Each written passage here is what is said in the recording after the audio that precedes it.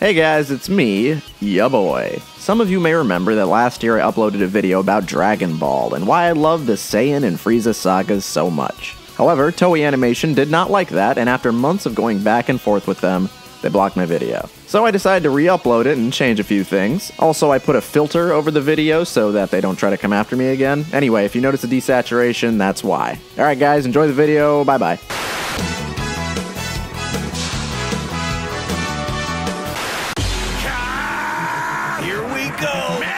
Insolent fool. No one comes to Earth and pushes us around. There's nothing you can do to stop me! Dragon Ball is the shit. Every year or two, I get this urge to go back and enjoy some Dragon Ball. You know, you got Dragon Ball FighterZ coming out, looking awesome. Xenoverse, Super, there's always something new to bring me back into the Dragon Ball universe. It has a strange pull on me, and it's been like that since I first watched the show, back when I was basically a toddler. Though nowadays I tend to prefer One Piece or Hunter x Hunter as my shonens of choice, it's undeniable how much of these series' core values are taken from Dragon Ball. Not only is it probably the most influential manga ever made, other than like stuff by Tezuka, it invented a whole genre on its own. All of the top-selling battle action manga are directly influenced by Akira Toriyama's insanely popular series. Do you like Naruto? Guess what? You like Dragon Ball. Do you like My Hero Academia? I guess that's what kids are watching nowadays, right? Well, I got news for you. You like Dragon Ball too. And you know what people like from Dragon Ball? They like Vegeta. They like Frieza. In fact, I'm here to say that the first few arcs of Z are the best parts of the whole series. The Saiyan and Frieza arcs are the most tightly written, well executed, and overall most entertaining arcs that Dragon Ball has to offer. I know, a lot of you probably like Cell, a lot. You probably like your Super Saiyan 2s and 3s and all that shit. Maybe you haven't even seen or read a single speck of Dragon Ball. But hold on to your butts, because it's gonna be a long video. Part 1. How to do a time skip. Now let's do a bit of a refresher for those of you who need it. Dragon Ball is a super popular series created by Akira Toriyama, starring Son Goku, a super strong, super dumb, super lovable idiot, who befriends a bunch of crazy freaks, all while looking for the Dragon Balls. Mystical orbs that once collected can summon a big mighty dragon to grant almost any wish. The series starts off with Goku being a kid, going around the world, meeting new people, fighting a bunch of weirdos, etc. It started off as more of a comedy adventure series, but gradually started to focus more on action as Goku started training in martial arts and learning how to harness mystical energy known as Ki to perform superhuman feats, like flying and shooting lasers and stuff like that. All the stuff you come to associate with Dragon Ball. The second half of the series, mostly called Dragon Ball Z to Western fans, features an older Goku, and action, baby. Lots of action. Fights take center stage, and much of the conflict of the series now depends on villains that our heroes face. Now let's talk about the first third of Dragon Ball Z. Lots of long-running manga utilize a time skip. Naruto, One Piece, etc. A good time skip should change the status quo. It should mark a change in the tone and structure of the original story. Things should be different to reflect the change in the characters. I'd say that Naruto is how you don't do a time skip. Instead of a 2-year gap between Shippuden and original Naruto, you could easily make the gap like a few months, and nothing really changes in the plot. Overall, the tone of the series is mostly the same between these two parts. The goals of the characters are the same, and I can't really think of a single reason why a time skip was even necessary here. One Piece, on the other hand, performs this time skip in a much better fashion. Not only have the characters changed a lot, having learned from their crushing defeat prior to the 2-year skip, they're much more focused as a group and even more determined to reach their goal than they were before. The pace of the series also picks up a lot, and to top it off, our heroes have effectively become twice as strong as they were before. It's a good skip. I like it very much. Bleach, Fairy Tail, One Piece, Naruto, everybody has a time skip. Everybody uses this same narrative device, and it's all because Dragon Ball did it first. And it does it better than all the rest. Now, there are many who say that original Dragon Ball is much better than Dragon Ball Z, or vice versa. And I'm not here to compare the two. They're both very different, and I feel that they can be enjoyed in their own right. What makes them so different, however, is how the time skip completely changes everything that you thought you knew about Dragon Ball. It's obvious from the beginning of the series that Goku is not a normal person. His first scenes show him performing Herculean tasks. When he first meets Bulma, she shoots him in the fucking face, which, by the way, is pretty messed up. You shouldn't do that. And he just shrugs it off like it's nothing. He has a fucking tail, and he can turn into a giant gorilla monster when the full moon is up. The boy ain't right. For almost 200 chapters in the manga and about 150 episodes in the anime, we are never told where Goku came from, who his parents are, what he even fucking is. We have no idea. But then the series skips ahead 5 years, and the whole game changes. Goku's long-lost brother comes from outer space and informs everyone, us included, that Goku is actually an alien who was sent to Earth to kill all living creatures on the planet before he bumped his head as a baby and became a good boy. What the fuck? Imagine being a kid in Japan, reading this manga as it comes out weekly. Yeah, I said weekly. There was no break between the previous chapter, the one before the time skip, and these new ones after the time skip. Toriyama just kept churning this stuff out every single week. Imagine having your whole world blown apart like that. On top of that, Goku now has a son who is likely more powerful than he is, plus there are other aliens just like Goku, only stronger, who want to come down to Earth and finish the job that Goku was originally sent there for. Now Goku has to do everything he can just to survive, because things aren't fun and games anymore. The series went from being a cute adventure with some, twists and peril, to a brutal, violent manga with more people dying than I even have time to count. Plus, I should mention that now they have to go into outer space to fight godlike aliens. And that's just the beginning of why these first few arcs are so good. I'm really just getting started. I told you to hold on to your butts. Part 2, characters. Dragon Ball is a series that thrives on having memorable characters. The whole original series pushed the characters to the front because a lot of the story was comedy and crazy situations. Later on, as we get into the end of the series, the characters get flatter and flatter as the action goes up. New characters and villains get introduced, and they really don't have a lot going on. Tell me one single character trait that Dabura had. Pro tip. You can't. The Saiyan and Frieza arcs, which for the sake of this video, I'm now just gonna call the Frieza arc to make things easier, help introduce some of the most memorable and important characters in the entire franchise. We meet Vegeta, a prideful alien prince who wants to avenge his people and prove that he is the most powerful being across all of time and space.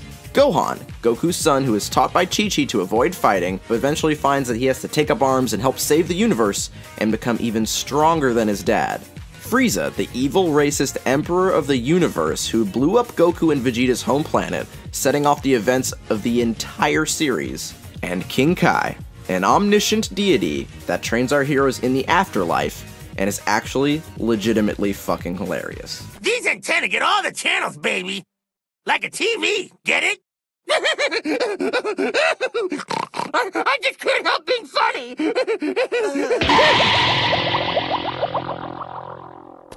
If you don't have a sense of humor, I will not train you. The main villain alone is enough to carry all of this, but the other characters I mentioned are so important that they end up being core members of the cast for the rest of the series. Gohan even becomes the main character in place of Goku in some of the future arcs.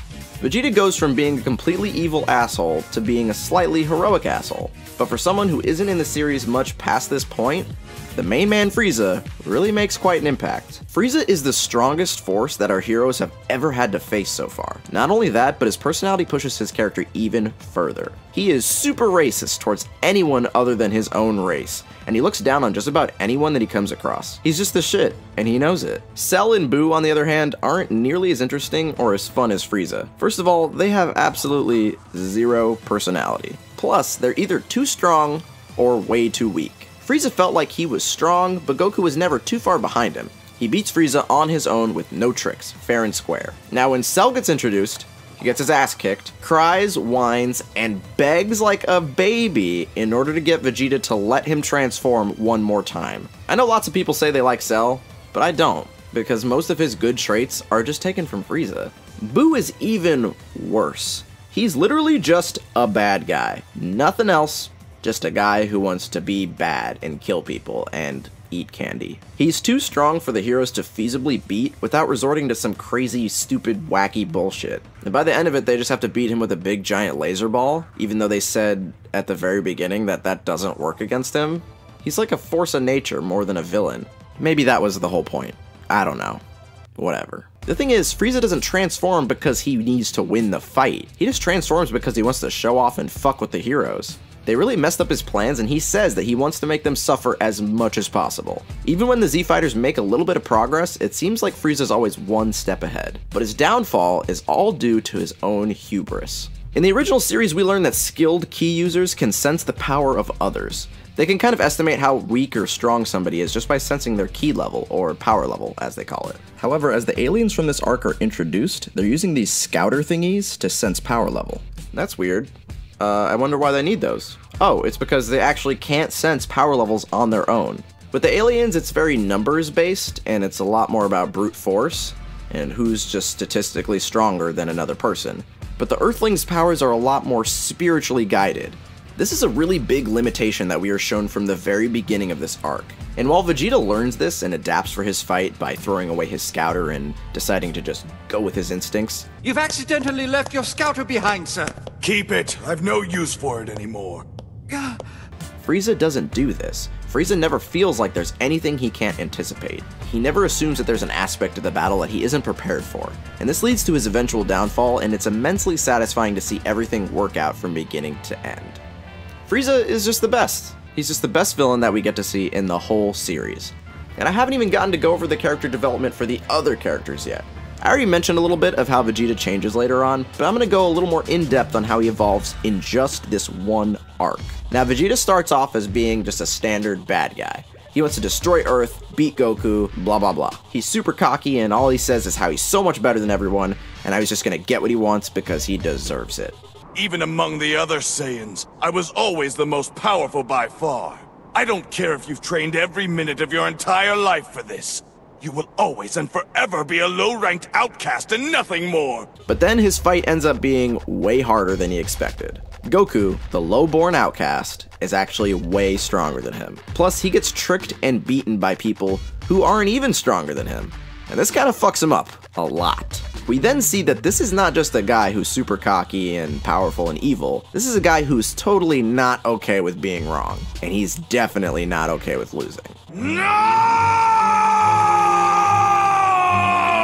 After this, he goes into space to try and get the Dragon Ball so he can become stronger. And in order to do this, he has to stage a coup against everybody in the army in order to beat them to the Dragon Balls. Initially, he reluctantly teams up with the people that he hates in order to try and trick everybody out of the Dragon Balls and beat them to it. But eventually, the situation just becomes him fighting for his life alongside the people he was just trying to kill a few months ago.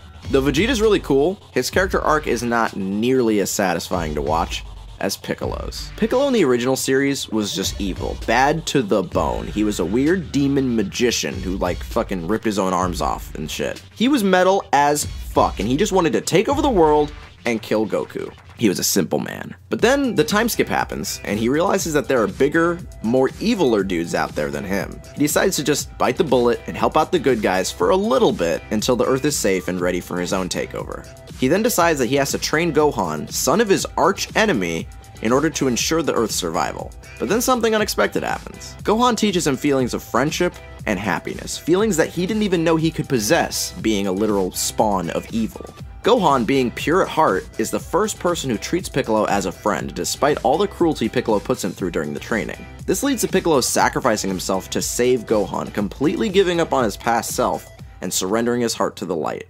Plus, he performs the best kill ever.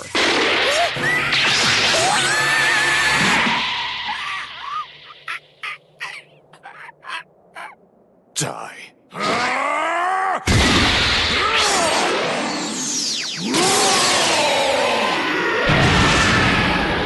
Fuck yeah. I think I've made my point. The characters in this arc are amazing. Part 3, plot progression. As I said, the Frieza arc feels like the one that is just the most well-written from beginning to end. Things mentioned during Raditz' fight end up being prevalent all the way into the Frieza fight. It feels like Toriyama actually had everything in this arc all planned out precisely, more than he did in other sagas. And that's not just my opinion, that's confirmed by the man himself. Right after the Frieza saga is when he starts really making shit up as he goes along, which is something he admits that he does. Right after Goku beats Frieza, Frieza is brought back as a cyborg, flies to Earth with his dad in order to get revenge. But then a guy with a sword comes out of nowhere and kills Frieza and tells everybody that he's from the future, where Goku's dead and the world is taken over by robots. And also this guy is apparently the son of Vegeta and Bulma, after they literally had a one-night stand, since Vegeta is homeless now and living in Bulma's house. Shit starts to get weird. And I actually like a lot of this stuff, but it's clear that things are starting to go off the rails just a little bit. Another example of this comes from Toriyama himself. According to him, he thinks the story went on a lot longer than he intended. And after the Frieza saga, he was really struggling to make a good villain. So, as he recalls, he made Android 19 and 20. But his editor was like, no, they're ugly, and like, one's an old guy, and the other one's like a clown or something. What the fuck is this? You have to make something completely different. Make something else. So then Toriyama made Android 17 and 18. And the editor was like, okay, this is a little better, but they're like super bratty. They're just bratty kids, and people do not want to see bratty kids be the main villains. So you're gonna have to make something different again. So then Toriyama made Cell, and then a different editor was like, oh, okay, this is okay, but I don't really like that he looks like a bug. You can't make him look like a bug. You gotta make him transform into something else. This man could not get a fucking break, I swear. Everything in the Frieza saga is tight. It all works out perfectly. It doesn't feel like anything is wasted. The plot flows well, and there's a clear progression of events that also allow for some interesting twists. I like how the whole plan to go to Planet Namek is all Krillin's idea. In fact, most of the things that happen are because of Krillin. Krillin isn't the strongest, so he has to make up for it by being the tactician. During the fight with Vegeta, he's the only one who tells the others that they need to cut off Vegeta's tail to stop his transformation. All because he remembers from when Goku used to transform into a monkey as a kid. Plus, Krillin overhears the offhanded comment that Vegeta makes about Piccolo's homeworld. And he uses deductive reasoning to find out that Piccolo's homeworld must have more Dragon Balls, and he even comes up with the idea to use Nappa's crashed ship to salvage for parts so they can use their own ship to get to Namek. Everything that Krillin figures out can also easily be figured out by us as we watch these events unfold. It's satisfying as a viewer to come to these conclusions yourself along with the characters. These are just a few things that he does. Anybody who says, oh, Krillin isn't cool because he doesn't fight good like the other guys, those people are fucking fools. I also want to take a second, real quick, to talk about Super Saiyans. Super Saiyans are first introduced in this arc. Now imagine not knowing what a Super Saiyan looks like. During the Frieza saga, they talk about the power of the Super Saiyan and how a strong Saiyan can transform into a great warrior. And at one point, Vegeta even mentions during the fight that he has finally become a Super Saiyan. And if you don't know what that looks like everybody who read the comic weekly, you might even believe his ass. Until this shit happens. And then you immediately know what a Super Saiyan is, because what the fuck else could it be? Now what I like about this is that it makes the Super Saiyan transformation special. Goku is the strongest Saiyan in existence. He can do it because he's been put through all this trauma. He needs to win this battle. You really feel his struggle and you want him to succeed. This is his final form. But after this, being a Super Saiyan stops being so special. Super Saiyan 2, Super Saiyan 3, 4, Super Saiyan God, Super Saiyan God Super Saiyan, Super Saiyan Rose. What's the fucking point? It's not special anymore.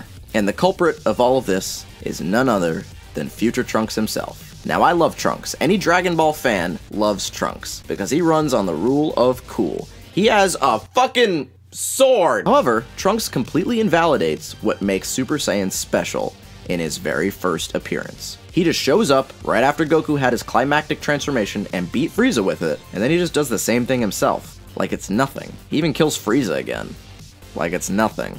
This is also where the power levels start to kind of get thrown out the window. The Cell Saga has a lot of good moments, like Vegeta's constant badassery, Tien single-handedly holding Cell back on his own, Gohan going beyond Super Saiyan to beat Cell, but nothing really gets to the same level as when Goku does this for the first time and beats Frieza. Overall, the structure of the Saiyan and Frieza sagas are just more satisfying to watch, and there are many Dragon Ball fans who think that things should have just ended at Frieza. It feels like the most consistently good arc in the whole series, a shonen arc that is fully enjoyable from beginning to end, a classic. Now, if you're hyped about Dragon Ball now, and you want to enjoy it, maybe for the first time, or maybe just to relive some of that bloody magic, then I'll always recommend the manga first. I am of the opinion that if you want to skip the original Dragon Ball series and just go straight to Dragon Ball Z, then you're totally allowed to do that.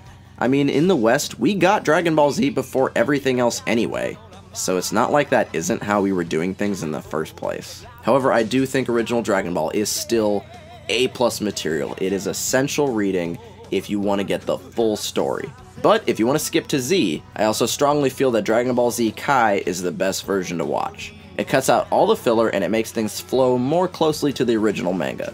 There are just many ways to enjoy this series. You have a lot of options in how you want to approach it. If you don't have time to devote to an insanely long series, then you don't have to. The Frieza saga in Kai is only 50 episodes, And at the beginning, it brushes you up with all the information that you may not know. It gives you a little recap of Dragon Ball and the events leading up to this. In regards to other long-form shonen series, 50 episodes isn't really that much. I feel that anyone who likes anime owes it to themselves to at least see this arc unfold in its entirety. And hey, if you enjoy it and you want more, then you always have the Cell Saga, and the Great Saiyaman Saga, and the World Tournament Saga, and the Babidi Saga, Black Star Dragon Ball Saga, and Battle of the Gods, the Resurrection of Frieza, Shadow Dragon Princess, and the Devil Goku Black Saga.